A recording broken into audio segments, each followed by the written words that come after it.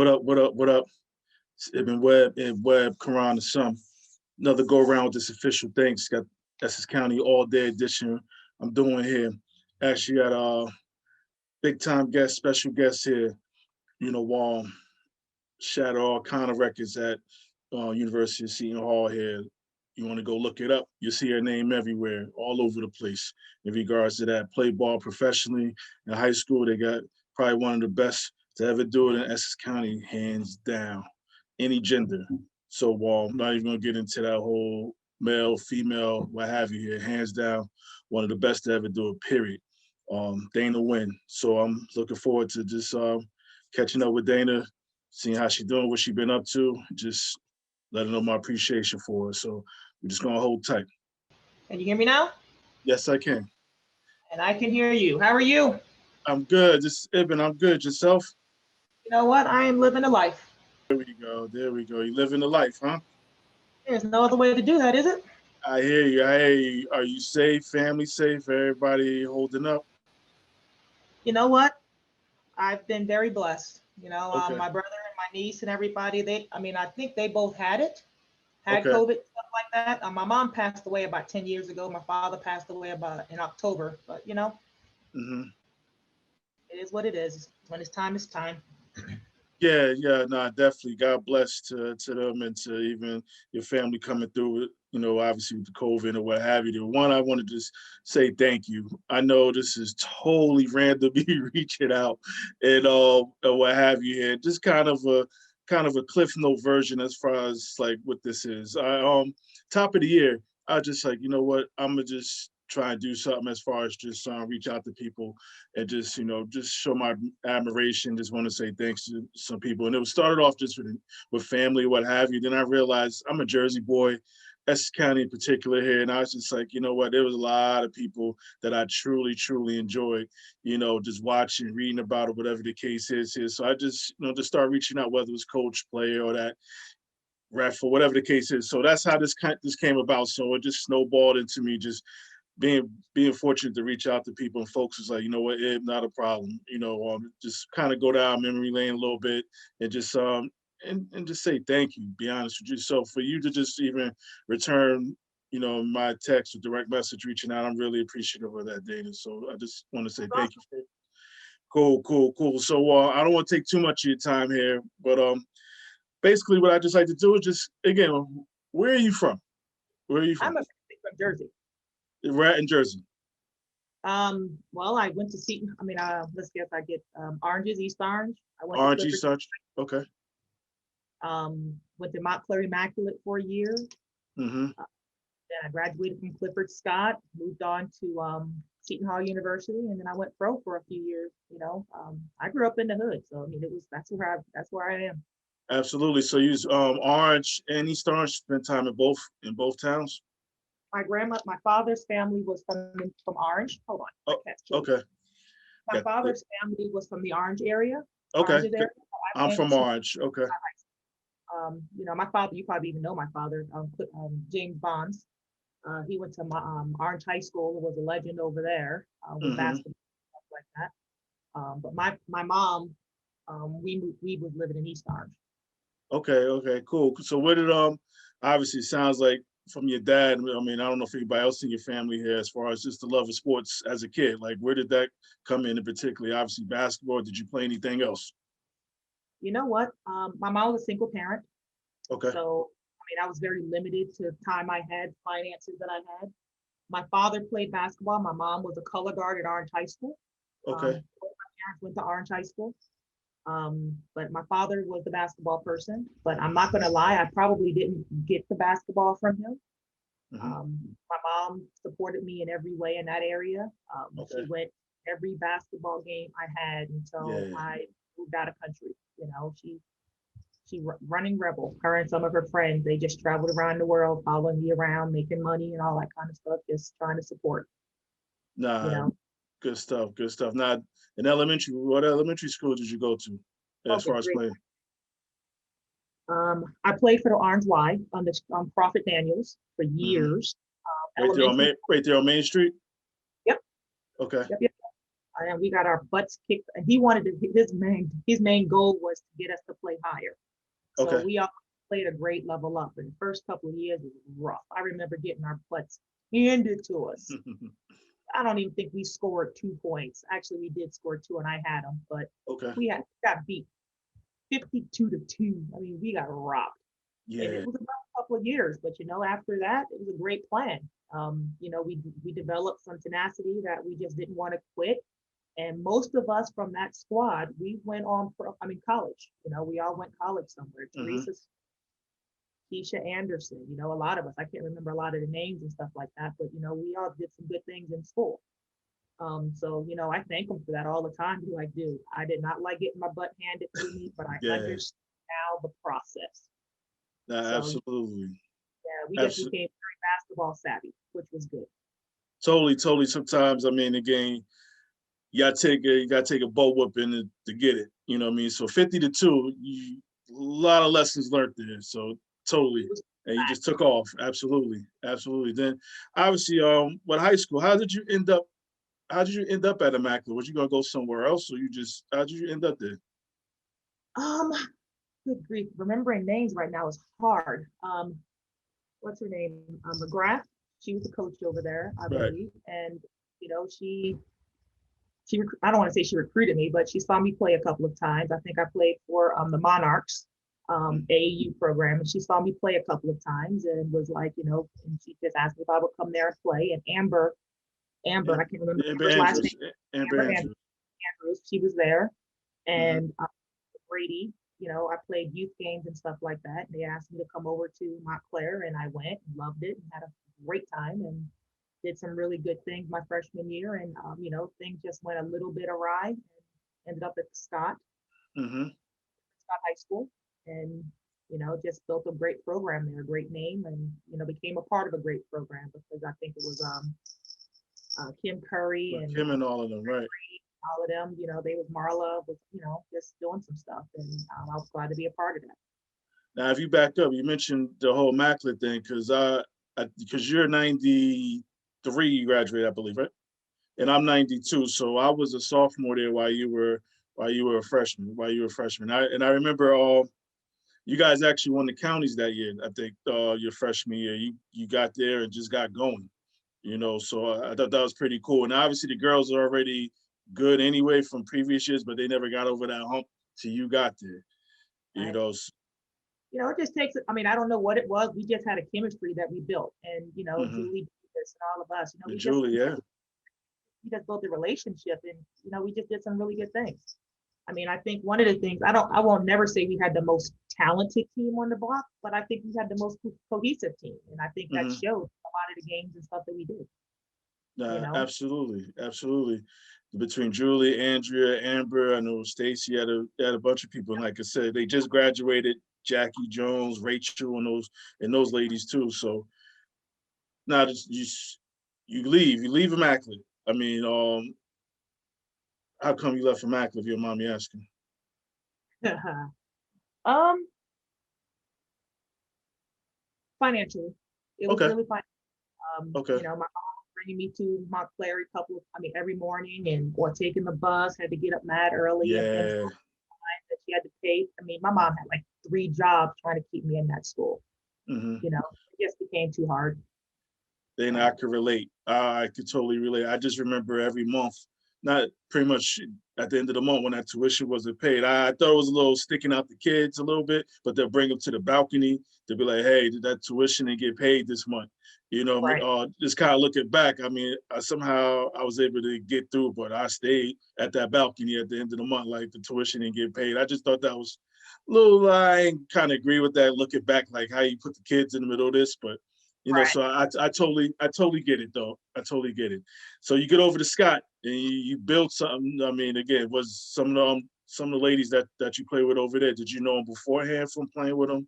Like, What? It's a small community. So, I mean, we all knew each other, played against each other, played with each other at different, youth games and all of those kind of things. yeah, And, I remember playing with the Currys for youth games, okay, those kind of things. So I mean, it's a small community that we have, the sports community. So yeah, I knew a lot of them.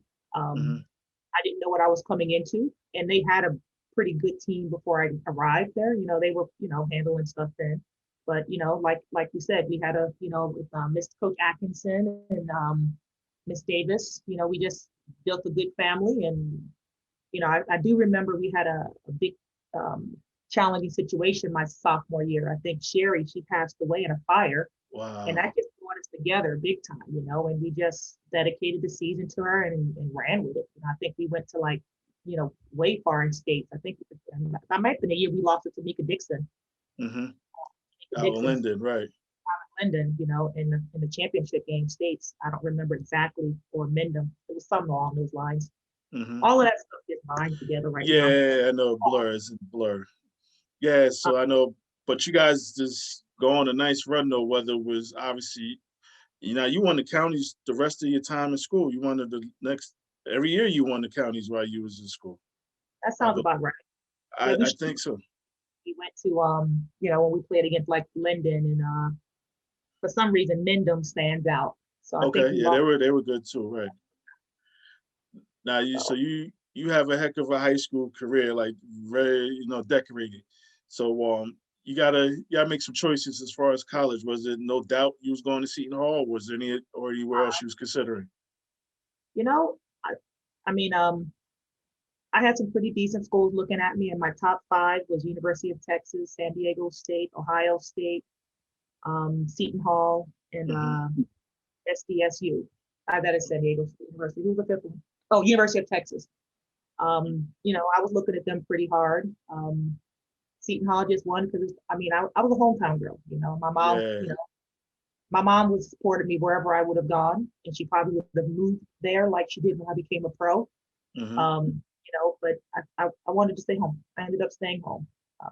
So I would never change it for the world. My freshman year was amazing.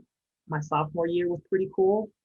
Senior year sucked a little bit, but you know, it happens what Yeah. it is. You know? But you know, I wouldn't change anything because it created the person that I am now. So Nah, absolutely. So you get on campus over there in South Orange. Like, what's one of the biggest transitions for you, whether it was athletically or just socially? What was like the transition? Because it's still a jump from high school to college, no matter what. You know, only you going a couple of towns over. you know what? I think I stayed on campus. I very seldomly went home. Okay. And I am a family type of person, so I build family wherever I go. And I think building, and when I chose to go to Seton Hall, I felt that camaraderie, that family or atmosphere. So wherever I went, even if it was out of the country, I was able to feel like family atmosphere. And for me, that's key. If I don't feel it, I'm kind of lost. Hmm. So I think one of the biggest transitions for me, I would probably have to say the workload, Okay. uh, the academic, and I mean, we Yeah. butts off. I mean, we had 5 days practices, and then Mm. you had to be there and go to school, and then you had weightlifting at noon, and then you had running or individual. I mean, I mean, we were going nonstop for 4 years from like 5 o'clock in the morning until like 6, 7 o'clock at night. Hmm. Even ate dinner together, you know. So it was awesome, but at the same time, it was kind of like, oh my god. And you start to learn this thing called basketball as a business too. Oh yeah, I'm sure. basketball was definitely a business. You know, I knew Mm-hmm. that they would give me what they were giving me, and I knew I had to produce what they wanted me to produce. Mm-hmm. And I loved it. You know, I mean, who can? I mean, they gave me academics, they gave me travel. I mean, like I said, I grew up in the other city, right? Right. I mean, I Right. saw a lot of stuff that I would have never have seen. Mm-hmm. Yeah. With Seton Hall, we went out of, I mean, I've probably been to every state with the exception of a couple, you know, and now pro, I mean, I've been out of the country. Like there's not a Right. lot of on my level, I mean, coming from where I came from that say they've lived in 8 countries and visited 15 to 20. Absolutely. So I'm Absolutely. very blessed in those senses, and I don't take that stuff for granted. So I'm grateful for every step of the way. Absolutely. And then team wise, how are you ladies at Seton Hall? You know, I think it's funny because my first year, we also had a devastating situation. One of my teammates' brothers got killed, Yeah. and we came together and, you know, we did some really cool things. We went to the Sweet 16 under Jody Brooks and Shimona Marable and Ty Turner and Dawn Johnson and things along those lines. You know, we just I mean, I keep saying the word family, but it takes a lot more than talent just to make things work. That's right. I think we need a lot of teams who had probably a little bit more talent than we did, but because we were so cohesive and we just clicked at the right time, I mean, Seton Hall going to the Sweet 16, like Cinderella, Right. nobody expected us to be there, but we expected ourselves to be there. We actually expected a heck of a lot more, but we ran up on Penn State and kind of went on to a little scoring dry spell. At the wrong time. Right. Right. Yeah. That basket just closed up on us. We were like, oh no, Joey was, she was scoring out of nowhere, Mm-hmm. tripping over the 3-point line and it was going in. We were like, all right, we wrote it, and we wrote it and it actually came out pretty far. Mm-hmm. And actually, I mean, and I know even with yourself here, you like you mentioned freshman year, you get in, accolades even individually start coming to you. Then I believe you got invited to play internationally during college at one Olympic festival or something like that, correct? Yeah, I played Olympic Festival. I tried out against I went to the God, what did I play? Pan Am Games or not the Pan? I played the Pan Am Games. I played in the World Olympics. I remember trying out against Shaniqua Holzcloth, and I'm a post player. I'm a true sitter. Right. Shaniqua Holzcloth is not a true post player. So I'm out there trying out against her, and I'm looking at her. I'm like, oh, she's a high school kid. Okay, cool. Mm-hmm. Girl broke my ankle so bad it wasn't even funny. And I'm like, who's this kid? And when we got back to back to our hotel room, my coach just told me, that's the number one kid coming out of New York. And I'm like, right. All right, well, I guess I got my ankles broke by somebody. I should have had my behind underneath. Yeah. I'm outside there playing lateral defense. Like, had you on the wing, huh? Yeah. Yeah, I'm like, dude, she broke my ankle, something fierce. But it's a great experience, So she went on to do some amazing things, and and that's just memories that I have that I'll obviously never forget. Nah, totally. So how did you do internationally at the college level? How did you you playing with the best of the best? I mean, did you feel obviously you made the team so you could play with them? I mean, just like where was you at? Just like your spirit, just that whole time, and like wow, like I am one of the best, and I'm playing internationally. How was that for you?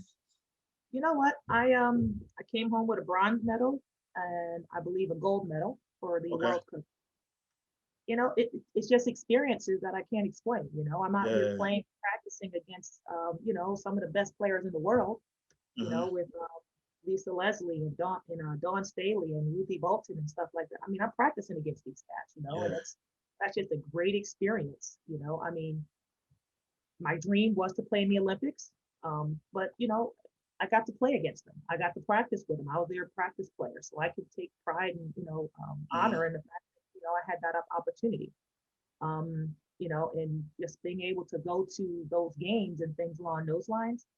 I mean, you can't really explain the feeling. You can't really explain the accomplishment. I was Yeah, I 16 can't. wanting to play professional basketball. And for females today, they have a team here. When I was 6, I had to go overseas to play. I couldn't dream about playing in the WNBA or the ABL because we didn't have a team. So my dream in life was to go overseas. I didn't have many role models because we didn't have any. So my role model was the guys. I mean, I loved Olajuwon. I loved Patrick Ewing. My hook shot, that's where that came from. And I tried to have footwork like Olajuwon. Mm-hmm.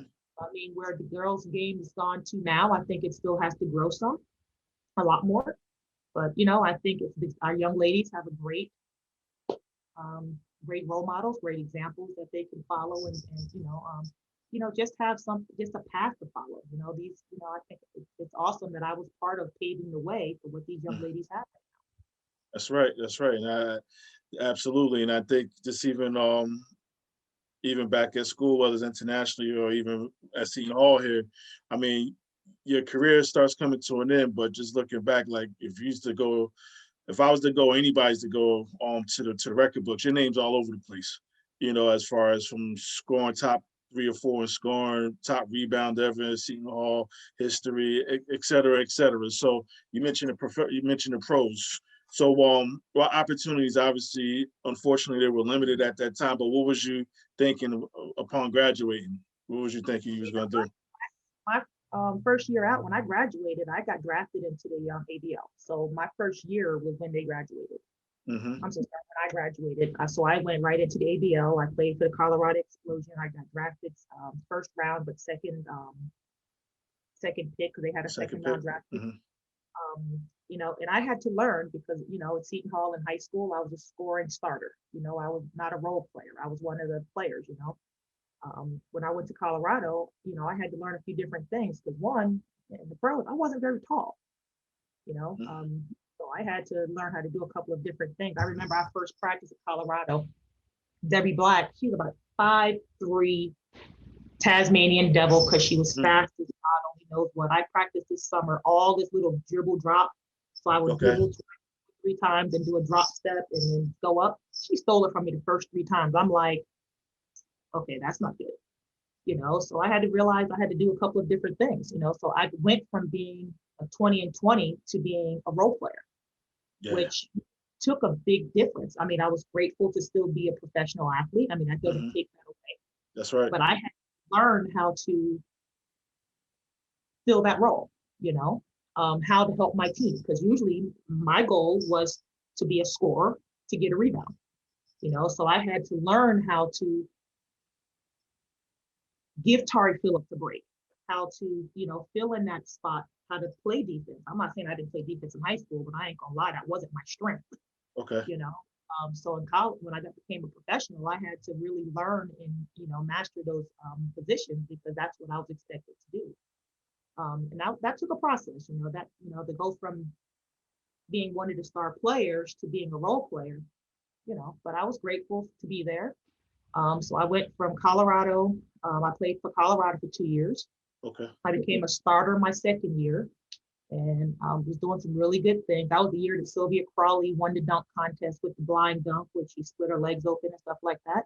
Mm-hmm. So I became a starter for Colorado, but I was still a role player. I wasn't like the go-to player, which was fine. So I had then the ABL folded. And my next thing I had to learn, I had accomplished all of the goals that I wanted. So now Right. since the ABL had folded, now I'm like, all right, well, let me go try out for the WNBA team. It took me about 5 years to get into the WNBA. And Really? it was Wow. straight up torture because they had 30 days. Each team, I tried out for the Liberty. I Mm-hmm. tried out for the Mystics twice. I tried out for Sacramento probably twice. I think I tried out twice. But I wasn't not making the team because I wasn't good enough. I made the 30 days and it was for 2 and 3 a days for 30 straight days. You couldn't get injured, you couldn't get tired, Mm-hmm. and you had to out because it was like 25 to 30 players. Yeah, I was gonna ask how many people were there. Okay. Spots. 2 spots for that many people. Yeah. So we were seriously straight up just killing each other. Mm-hmm. I mean, it was like a death brawl every single practice. And I remember being at the Mystics practice, I had this groin and I was taped from all the way from my knee. I had a groin pull and I Mm-hmm. had tape all the way from my top of my knee all the way up to my hip. Dude, I couldn't even move, but you couldn't sit out, That's right. Right. so you had to play through it and then pray that it didn't tear or something like that. But I made it for all 5 times I tried out to the last cut every single time. And I got cut because I wasn't a rookie. They didn't want to pay me, those salaries because this was my first year in the WNBA, Mm-hmm. but I had already played 2 years in the AB. Yeah, the yeah, ABL. Right. yeah. So I mean, I had 6 coaches tell me, like you're talented enough, but we just can't pay you that. And I'm Mm-hmm. like, pay me whatever. I could care less. Just put me on the team. I want to be Right. on the Right. team. Mm-hmm. So then I finally got to play with the Mystics and not the Mystics, I'm so sorry, Sacramento Monarchs under Mara McHugh. And that was awesome. Now I'm a little mature. I've been playing for about maybe 4 or 5 years, 4 or 5 years. Mm-hmm. And now I'm mature and I'm backing up Yolanda Griffith. And, you know, I've had like 4 or 5 years overseas and I'm out there just handling, and we played against the Sparks a couple of playoffs and stuff like that. Mm-hmm. And then I retired. I was like, all right, I'm good. Yeah. Well, before the retirement, I gotta ask this: how was that just being out there? How was this? I mean, I know it's probably one of the things you just can't explain, but that first WNBA game, you're out. Who remember your first game you played against? Played against I believe it was the Sparks, because Okay. what happened was I made the team, but then I got injured during tryouts. Mm-hmm. Not tryouts, sorry, during like warm-ups of one of our preseason games. So then I got cut. So then she brought me back at the end of the year. I mean, because when I do something, I do it really, really well. Mm-hmm. So I had a high ankle sprain, but I also took that bone in my ankle and rammed it into the floor so hard that I Ooh. was out for about, when I went back, I still wasn't even 100%, Mm-hmm. but I was out for about 6 months with that injury. So I went back for pretty much the playoffs. So I played the playoffs and then I played the next season. So I went back, my first games against Lisa Leslie. Yeah. Yeah. I'm out there, I'm looking at Lisa Leslie like, okay. Now, and I'm guarding her because that's my job. When I went in, I'm playing against Lisa Leslie. Right. My job is to follow her around and try to keep her from scoring 50 ones. Um, it, so just to be out there with Ruthie Bolton and Yolanda, those players that was on that, Tisha Pinachero. I mean, Yeah. Keith Anderson. I mean, I'm out here with these players who are professionals. Oh wait, I'm a professional. I'm in I'm the about to say you won too. That's right. Hold up, me too. Mm-hmm. So it's an experience that it was just amazing. Just to have that sitting up in Utah playing against Natalie Williams. The girl could jump out of the gym. Yeah. I mean, just amazing players, and I'm out there playing with and against them. So I mean, it's dreams come true. Some idiot is paying me to play my passion. Mm-hmm. Yeah. My No. passion Absolutely. basketball since I was 6, and now like I told you, my dream was to play professional basketball since I was 6, and now I'm 27. Not now, obviously, but I was 27 and Mm-hmm. playing with traveling around the country. I mean, who could ask for more? Sitting in Greece, sitting here, eating team dinner with a bunch of Greeks, like loving basketball type of stuff. That was my life. Mm-hmm. Have anything better than that? Nah, absolutely, absolutely. Now, what was it? If you was to say, what was the big difference between and then professionally playing overseas versus playing in the States? If there's any as far as the style of play or anything. Oh, tons of differences. Tons of differences. Overseas, I mean, I went back to being the star, Okay. because paid a heck of a lot more than the natives are getting paid. So the expectation of you is a heck of a lot higher, and Mm-hmm. it's still a business. And instead of now, in the States, it's a team, and the team is going to do it. Overseas, if you're not producing, you're 30 and 20, it's your fault. You can bring in 30 and 20 and we lose, and it's your fault. you Yeah. know so you have to make sure we're winning, and that's how you protect your brand. Because when you're over there, it's not necessarily that you just have to play well. You have to make sure that you set your teammates up that we can be successful and win. Because like I said, the two Americans, we can get 30 and 30, but the other Mm-hmm. team have some good natives, and some of their natives get 10, their little points. We lose. And even though we brought in 60 points and 40 rebounds, it's still our fault. And it is, because I don't want to say we were the team, but that's what we were brought in to do. So we had to figure out how to make our team successful. But you've been doing that your whole life. Making everybody else better. You mean like You know, when you I have been placed in positions that was, I had talent too. I'm not saying overseas didn't have talent, mm-hmm. but I mean, I've been surrounded around some great teams, some great Yeah. players. Mm-hmm. Kim Curry, Kim Gregory. Yeah. You got to be able to make some shots too.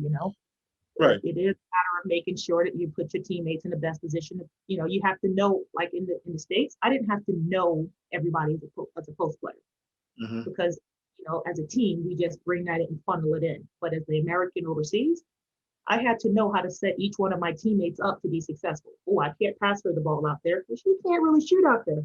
But Right. come on in, I can get you a layup type of thing. Mm-hmm. So that's one of the main differences. You get paid more overseas. No fans. I mean, there's Fans. Yeah. nobody in the seat, but they had sponsors, so the money was there. So it was more seasoned overseas, depending on the country that you went to. And then I played in the EuroLeague for a lot of my time overseas.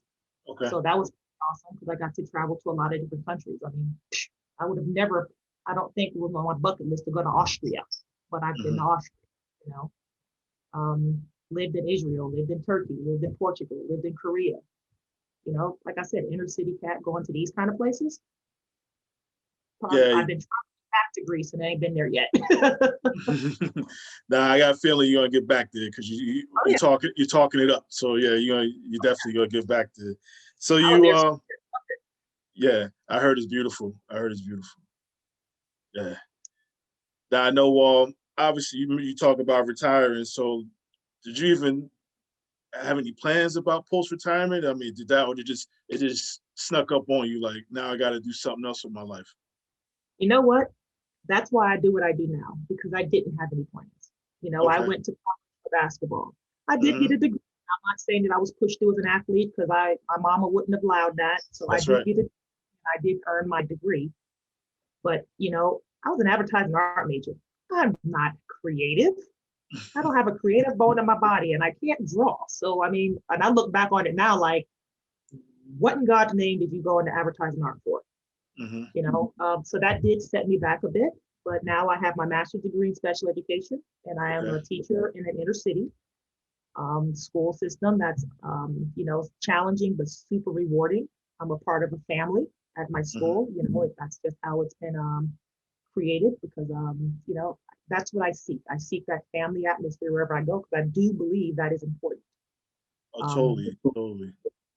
So I'm now a special education teacher. I teach severely emotionally challenged kids, and I coach our middle school boys and girls team.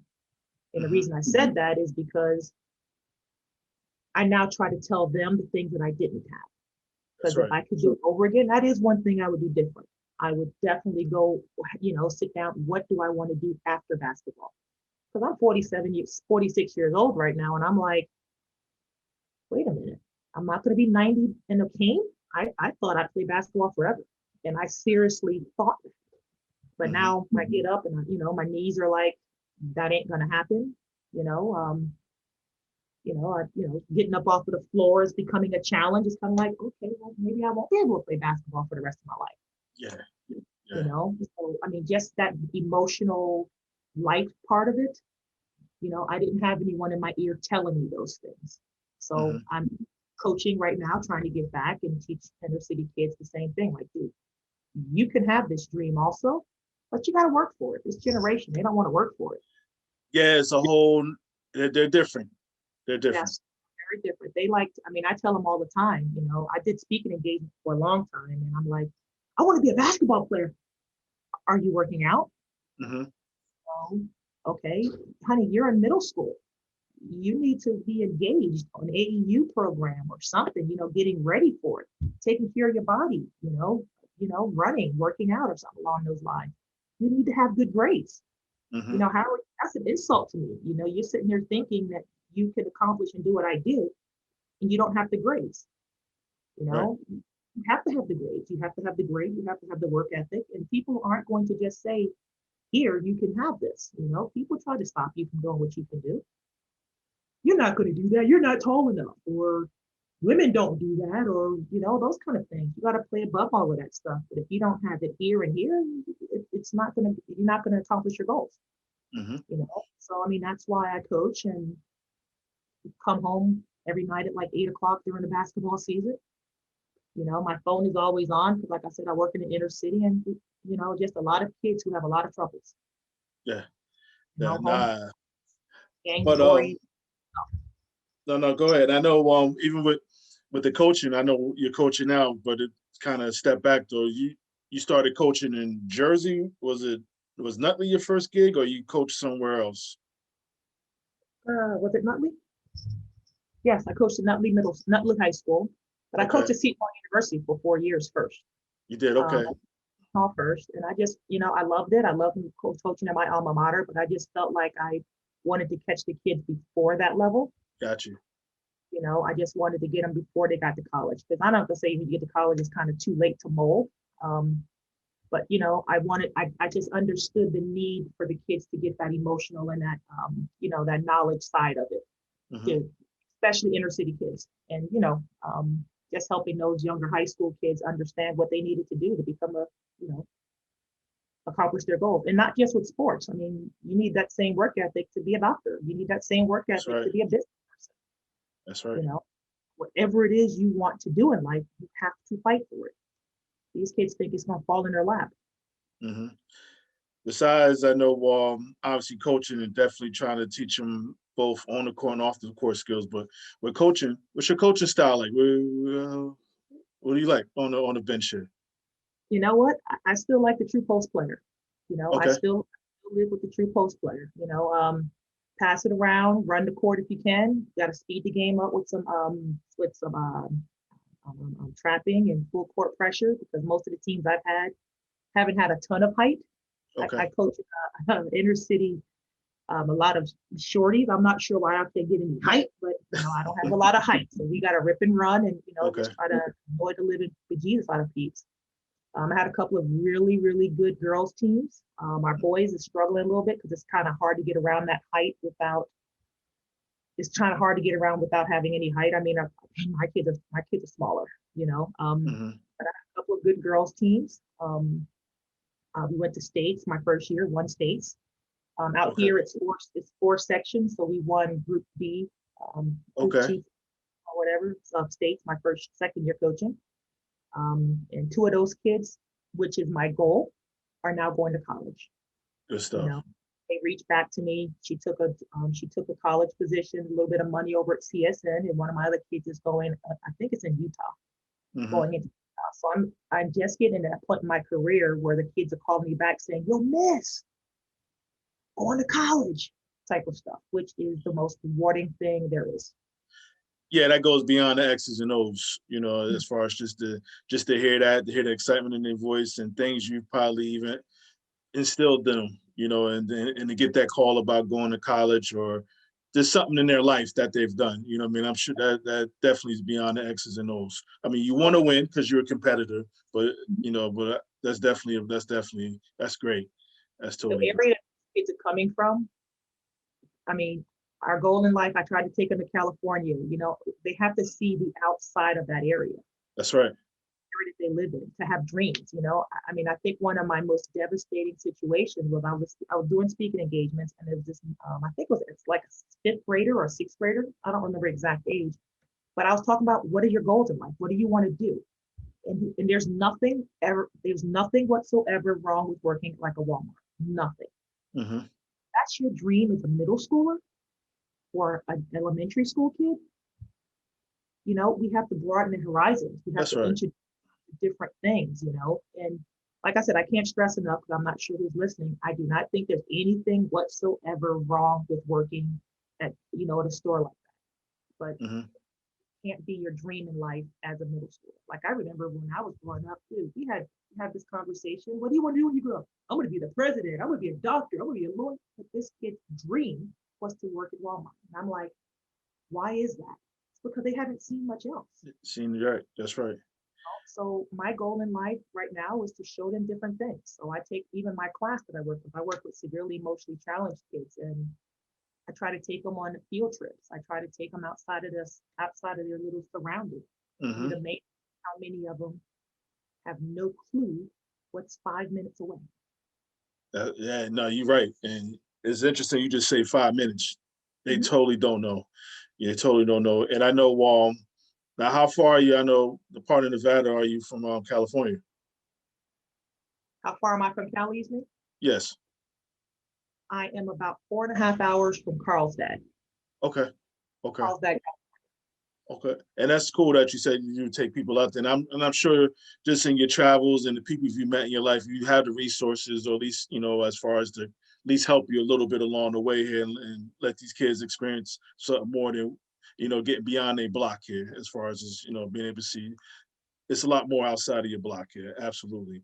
I totally Absolutely. agree. It takes a village, and we try to make that community where we can help each other and just make sure that the kids are getting the exposure that they need. Hmm. How can you have dreams when you don't know what there is to dream about? That's right. Absolutely. Absolutely. Want to ask, get your thoughts on something that just happened recently, just to kind of with the basketball thing.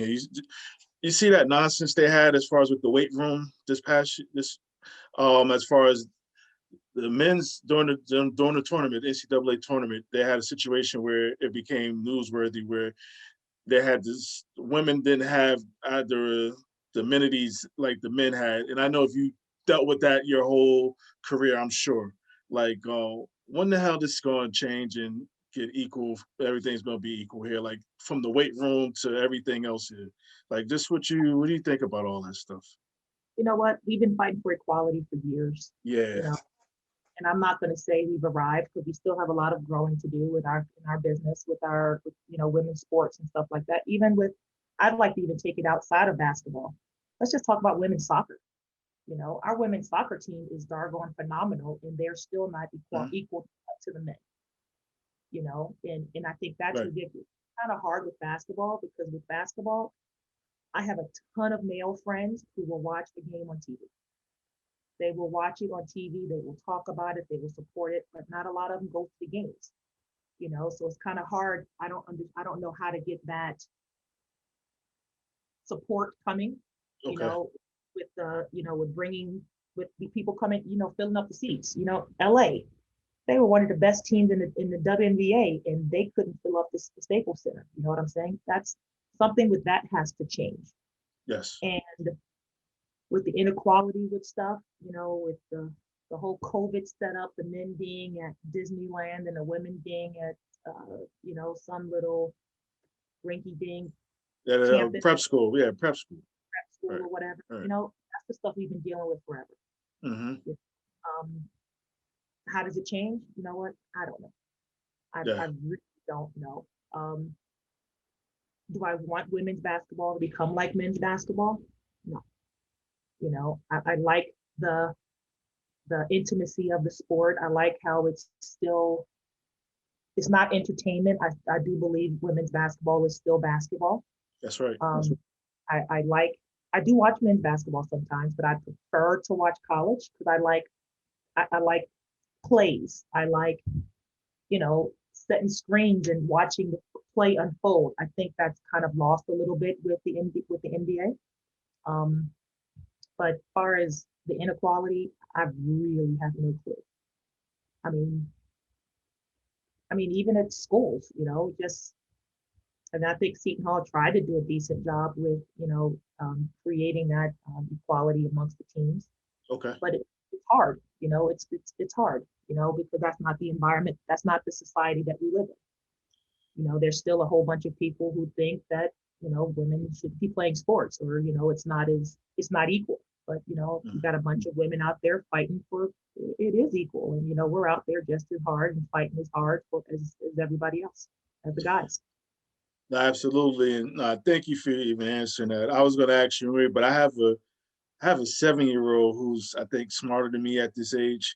I was telling her, I was mentioning to her in the car yesterday that I was gonna be speaking to you, who you were and what you did for a living and everything else. And she asked me, I cleaned up the question a little bit, but she basically of me was just talking about as far as, how come men and women, can't play together. So it was just interesting, like, even at that age, just recognizing some of that stuff here. So, I'm definitely gonna play her this, and she's gonna get an answer from you. I was like, I'm gonna ask Miss Dana that when I talk to her. So she's What's like, your okay, daughter's Nyla, name? Nyla, Nyla? Well, yes. Nyla, you know what? I played against guys all the time. I grew up in Orange Park. Hmm. I remember your dad probably remembers Orange Park. They had that half court. The big guys was down here, and the inexperienced people down here. I was down on this end, inexperienced, trying to get down here.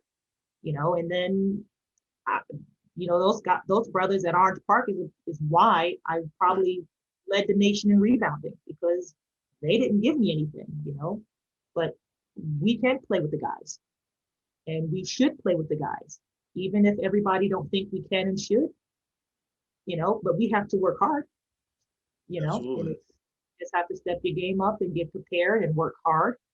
I mean, for me to do what I did against the guys, I needed to prepare and train harder than that guy was training. And I Hmm. knew that. And I was okay with that. And I did. Hmm. So you can play with the guys. You should play with the guys. That's And right. don't let anybody tell you different. And I can't imagine how many guys you don't be in one on one throughout your life. So, I'm sure it's a long list. So, but like it's absolutely, Dana. I know. What is sports giving you that's stuck with you to this day? What is sports give me? I hate being late. I Okay. for nothing, anything.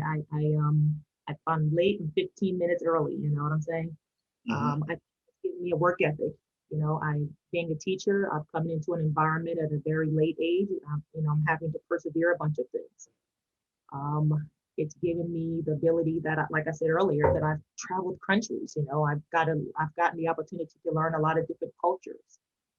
And can't even talk about the support system that I've built. I was just talking to Danielle Viglione yesterday, and we were Hmm. talking about some of our friends that we interacted with and things along those lines. These are just memories and character building things that you can't take back.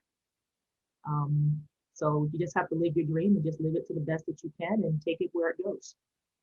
Absolutely.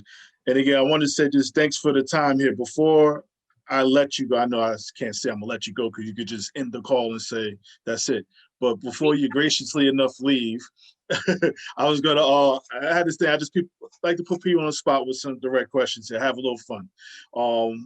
Before we go here, so you're gonna have to kind of put on your jersey hat a little bit, for this. So, when in Jersey, are you taking the Parkway or the Turnpike? Definitely the turnpike, Okay. because you get to go down there and flow. Turnpike, like when I was there, the parkway was a little congested and crowded and whatnot, but the turnpike you're taking to go somewhere other than in the state. I like to travel across country. I like to go places, Hmm. and I like Cool. to use turnpike to go to just go. Absolutely. So, East Orange or Orange? Ouch. You know what? I'm going to go with orange. Even though I lived in East Orange and went to school in East Orange, I'm going to go with orange because I have a huge commitment or loyalty to Orange Park. My mom worked at the Peppermint Lounge, so I have a huge connection to orange. To orange, so I would say orange. Sorry, EO So, people. so, Love y'all. absolutely. So, with that being said, so I guess you probably just answered this next question. I was gonna say Orange Park or Central Playground. Orange Park. Probably Orange. answered this. Probably answered this question, but I'm gonna change it up. Sandwich Unlimited or White Castles? Ooh. Can I plead the fifth? Um, you know what? Because I liked Cooper's for sandwiches, but I did like Subway. But Cooper's had banging pastrami sandwiches. Hoopers is I'm serious. gonna go with Castle. Like, I'm a Bragman's guy, so I'm a Bragman's guy. But Cooper's is on point too. Cooper's is on point too. Um, Scott or Seton Hall? Scott or Seton Hall? Yes, Which one do I prefer? yes. Oh, I'd do it all over again in a heartbeat. I'd go back to Scott, as long as Okay. I got to finish off at Seton Hall. Absolutely. Uh, you needed a night out. Where you going? I know you said mom was at the Mint. I don't know if that was your spot or you didn't go there You know because what? mom was around. I'm not gonna lie to you, and I'm an open, vulnerable person. I wasn't a hanging out type of person. Okay. You know, I lived I lived in an area that I just went to the park. I lived at the park. I remember Julie and I, we used to meet with our bikes and whatnot. And we would just go park hike, and we just go Yeah. to each basketball court and play. I was not a club person, but if I were to have to say one, I would probably say I hung out with Lauren Hill when my mom threw me my graduation party at the Met. So I would have to say the Met. Okay. They had great food. Yeah. Now you mentioned all these countries. Best country you ever been to? Hands down, Greece. I was there for It 4 is years. Greece. Okay. It's Yep, I played 4 years. one of your best. I'm gonna go back to the food piece here. One of the best foreign foods that you had, as far as places. I'll say paivaki, which is like a pork. It's like a Greek pork, Okay. nicely seasoned type of thing. And they serve it usually with like a great rice and type of things like that, and like Hmm. with vegetables. Okay. Yeah. How many I'm a languages can you what?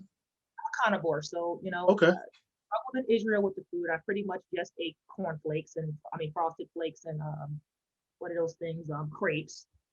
But Greek food, Turkish food was a little intense for me. It was kind of oily, and I didn't like it very well. So Greek food, I love the salads, I love the meats, I love going to the little convenience store on the corner and having the shaved pita, oh my gosh, what's it called? Guy rolls type of things. Hmm. Can't get my, Yeah, I'm getting hungry right now. Yeah. I know, Yeah. right? What? How many languages can you speak? You know what? When I was playing overseas, I could speak Greek, I could understand Greek, I could actually write Greek. What do I Hmm. speak now? Kind of like a Greek Spanglish type of thing. I combine Yeah. in English, Yeah. but Funny. I could Funny. speak pretty decent in Greek. That's one of the things about when you go overseas, especially some of the countries I played in. Because I played in one of the countries that I played in was not country cities in Greek was Greece was Saloniki, and it's kind of like a smaller country, smaller older type of population type of thing, and they Hmm. wanted you to speak their language. So Yeah. you roll up to one of them and speak in English, they're looking at you like, what? So and I hung out with a lot of my teammates and their families and went to their traditional Greek Orthodox type of events and traditions and stuff like that. So their grandparents wanted me to speak their language. So I got to the point where I could. Yeah. No, Um, definitely got to adapt. Absolutely. but it's kind of like a loving basketball type of thing. You're sitting in the room and the locker room and whatnot, and the coach comes in, speaks Greek, and you're looking like, what did he say? What did he say? You look at your teammate, and it's like, pass you the ball. Okay, sounds good. Hmm. That wasn't off too much. Okay. Okay.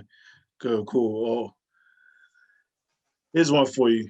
Best best game you ever played at any level. You know what? I got that answer. I wanted to go to, I don't know if I would have actually gone to Texas, University of Texas, but I wanted to go to the University of Texas. Hmm. Um, I'm not sure how that would have died out with Texas and Seton Hall, but I wanted to go to the University of Texas when I was younger. They stopped recruiting me because my SAT scores weren't high enough. I got SAT scores that was acceptable for me to go to scholarship, back then. They wanted me to take it again. I was like, yeah, no, you know what? I'm good. Yeah. I'm good. My freshman year, we played them to go to the the third round. We played Vermont first, I believe, Maine, and then we played the University of Texas in Seton Hall's gym. Okay. We Cinderella team, Seton Hall, we wasn't supposed to be there. We wasn't supposed to beat Texas. Like Hmm. nobody, if there was odds against us, we would have been negative. Nobody expected us to beat any of those teams. We beat the University of Texas in Seton Hall University The Walsh for Gym. Yeah. the Walsh Gym to go to the Sweet 16. Hmm. So I remember getting that last rebound. I threw it up in the air and looked at Jody Conrad like, I guess my SAT scores was high enough. That's what I said in my head. That's what I was. Absolutely. I Hmm. mean, I handled my business. I wasn't the star then because I was a freshman, but I contributed. You know what I'm saying? I contributed to the win, and it felt great. And that says something too for you to have for that to be your best game, because you could easily win statistical with some stats or what have you. But that goes to show, like, your best game doesn't necessarily clearly have to be the most points or rebounds or whatever you had in the game. It could be other factors pointed out as you just stated here. That's great. Yeah, Oh, it's that's all about great. always been all about emotion for me. It's all about, I remember playing against Tamika Dixon. Those are great games that I can never get back. And Hmm. us going, I mean, we went head to head 2 or 3 years in a row. And Yeah. we're still Facebook friends and talk about those games all the time. Hmm. I'm looking at my coach like, why am I guarding Tamika? I mean, it was another one of those situations. Like, dude, I am a true post player. Tamika Dixon is not. Right. Why am I guarding Tamika? Like, dude, can I get some help? Like, type of Hmm. thing. And she couldn't guard me in the post, and I couldn't guard her outside. And I was willing enough to do that. But Yeah. it's not all about the win. It's about the fight. And Hmm. that game, Hall came together. We fought. We came together. We beat the odds. Yeah. Nah, definitely, definitely. Beat the odds. Best team you ever been on Oh, ouch. at any level.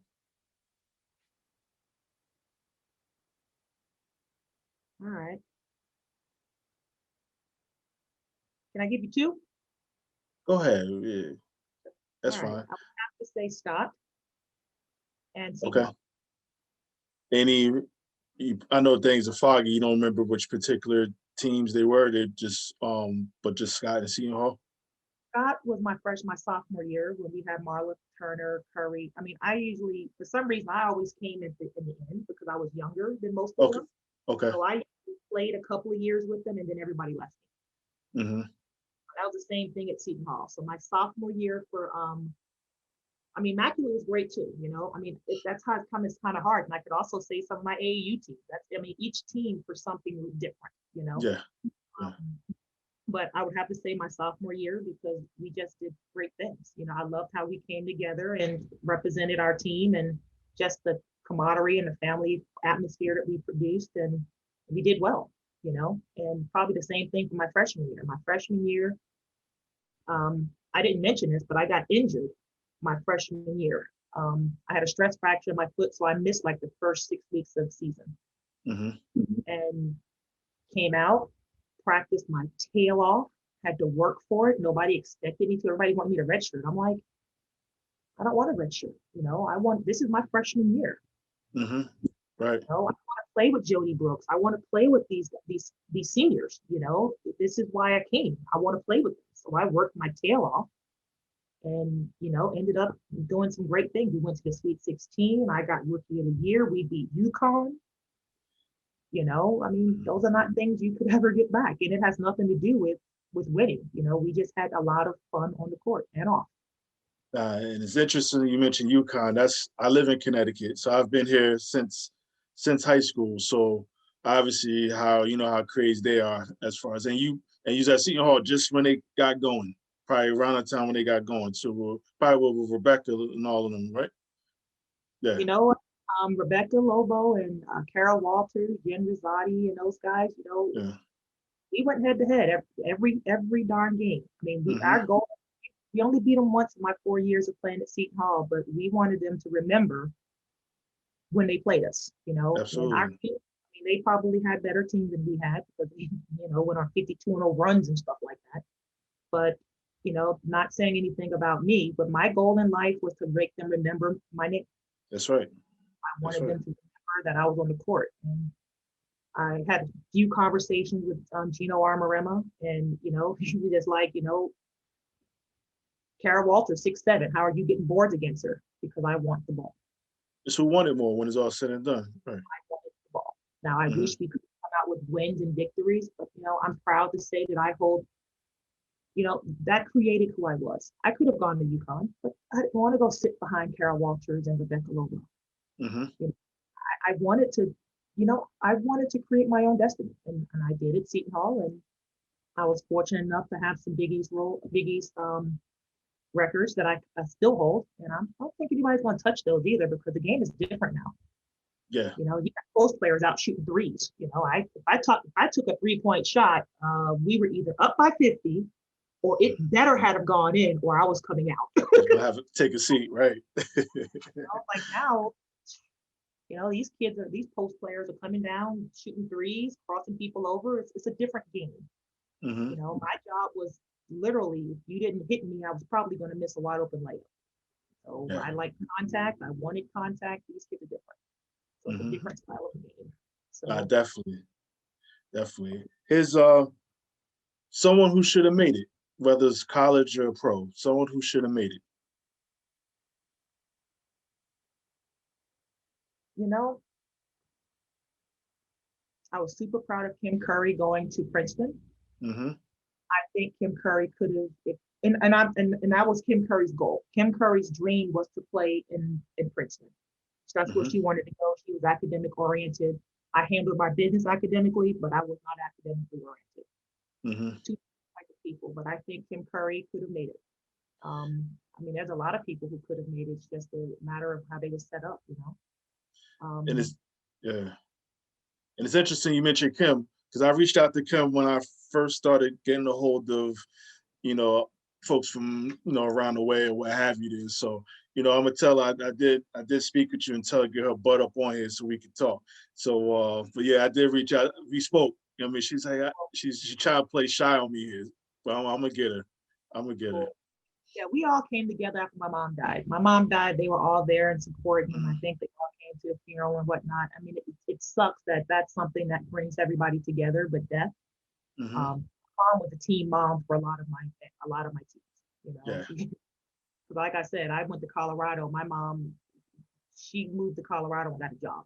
Okay, so that was just my mom. She came and she's surrounded herself around AAU programs and Danielle Golay, not Golay, Danielle. I can't think of her last name, but she played on the Monarchs AAU team.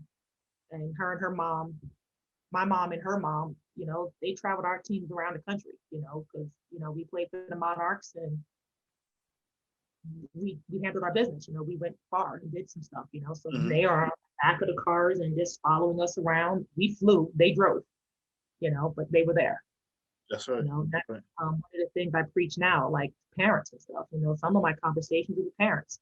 I'm 46 years old, and I still remember the fact that my mom attended every elementary school, middle school, high school, and college game I had. Yeah, that I says a remember, whole lot. Yeah. The support was there. Mm-hmm. Absolutely. Now that says a lot. That says a whole lot. I mean, just about parenting and obviously even in the field that you're in now, even education, like how important parenting is. So that speaks volumes. That speaks volumes. And I know some parents can't. I got it. I get you. I get it. But Mm-hmm. it's important. Like it's still important to the child. I'm 46, and that is still one of the first things I talk about. Mm-hmm. Yeah. So it made a huge, huge impact. Definitely. I mean, the sacrifices parents make, absolutely. Now, next one. If you was you had a game as I'll just use Scott. And you got they put together an all-star team from around the country to come play you at Scott. You plus four of the teammates. Not even they ain't gotta be from Scott. The best five you have to go against the squad from Jersey. Oh my God. You're making me reach on this one, bro. Yeah, that happens sometimes. You know what? I would probably have to say Octavia Thomas. Okay. Sabrina Mitchell. Mm-hmm.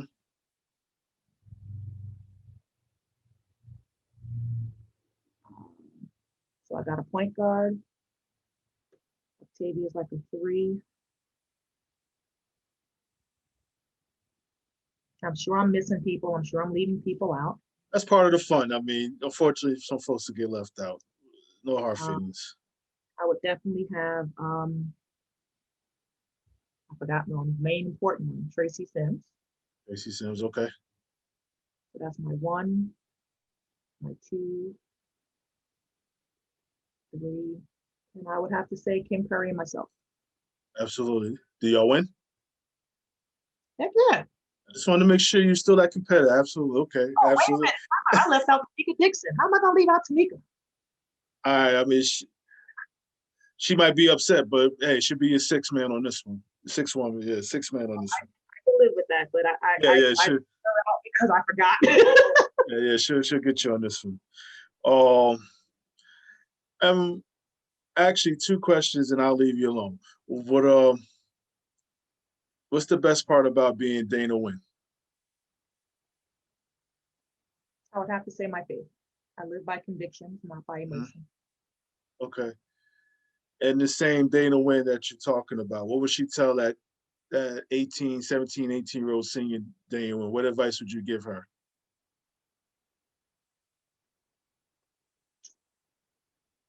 Um, put family first and leave it on the floor. Hmm. One of the Absolutely. things I remember with my mom was, one of the other things I talk about is, I know a lot of kids, and I did it too. We like to think our parents are X, Y, and Z, Hmm. but my mom's no longer here, and I don't think I took that relationship for granted, but there's a lot of things I probably would do differently. So Yeah, a lot of 18-year-olds think that, I'm good. I don't need my mom right now. I don't need my dad right now. Or I don't need my siblings. Put family first and strive for what you want to accomplish. And absolutely, absolutely. family back. Nah, that's real. That's real.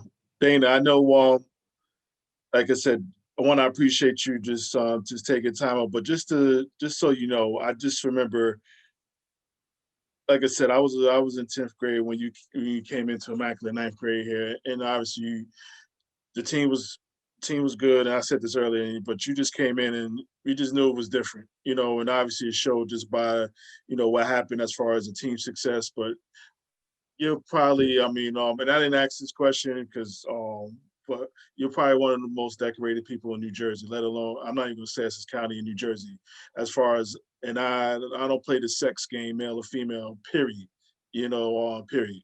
Your accomplishments show it, whether it's high school, college, what have you, didn't even go on professionally overseas or, playing the ABL or even WNBA, your stint there, just to, and you mentioned it just throughout the time talking. Two things. One, your dream. You lived your dream out, but you also talked about the hard work that it took to get to that and to maintain that. And the other thing you talked about was family. And I mean, what better support system to have family? And family doesn't necessarily always have to mean blood, Oh, and that's I think it's just one of those things here, like, you epitomize us Jersey people, just with some of the stuff you're just talking about. Like I said, my heart just melted as far as just listening to you just say all of this, because that's me in a nutshell, as far as that's just that Jersey in me, and what have you here. But I just want to say thank you for all the performances and all the thrills you've given all of us, whether it was, maybe not necessarily sitting in the stands, but picking up a Star Ledger or watching you on television and everything else here, thing like that. You've been a true joy, and I just want you, I know, time has passed in regards to your career, what have you here, but you're living it through those kids, that you coach, and even those who are, I guess, special needs, again, they're probably the most, creative people in the world. My wife works with that population, so I totally understand, that population. And they have probably the most fun than anybody, to be honest with you. Get them in a setting where they can have some fun, let their head down. But I just go back to just you. I just want to say thank you for everything. Like I said, I know there's been all decade teams, all this 90s, all that other stuff you've been a part of, but hands down, on the court, like I said, you've been fabulous. But off the court, even more fabulous. Just the work that you're doing and everything else, your faith, your conviction, and everything else here. And I know, I don't want to pour all the kudos out, but you deserve them all. And I just want to say, you just being officially you, believe it or not, helped me be officially me. So I just wanted to say thank you. If nothing else, thank you for everything. you know what? Thank you for doing this. Keeping connected is important. And when you messaged me, I was like, I remember that name. Oh yeah, okay, cool. Yeah. So it's very important to stay connected, bro. So I thank you for doing this. I think it's awesome. I think I look forward to seeing this one. If you can send me some other ones, I would love to, be a part of it and see what's going on in the hood. Not totally. Now, yeah, it's a YouTube channel, everything. I'll send you the link because there's a whole bunch of other people, but and actually the Essex County edition is what I call this. You're actually my first woman, and I've been trying to flag females down. I mean, like I said, I reached out to Kim, we talked, but like I said, she playing shy, but I'll get her, so I've been reaching out. What you say? I'll send her a message. yeah. So but yeah, but definitely but thank you for everything. And I know I'm kind of jealous because that sun is out where you're at right now. You Oh, yes, know, 5:09. and what's the weather like out there right about now? We are chilling at, what are we? 75 now. So we kick in Yeah, about it. so my But we'll jealousy, be my jealousy is really about to kick in. So it's a little cold down here, windy and everything. Surprisingly for April here in Connecticut, but we Jersey people, we get through it, you know. right here. So Dana, thank you, and I appreciate it. And definitely anything. I mean, just reach out, whatever the case may be. But just in general here, thank you for everything. For sure. Thank you too so much. All right, you be well. You also, Holla. All right, thank you. Good stuff. Good stuff. Actually, a legend, very legendary, and it was just great to just hear a story and how the work she continues to do, what have you. Here. It's just it's definitely good stuff here. I'm gonna slide out on that. So with that being said, I put my hand over my heart. That means I feel you. Yeah.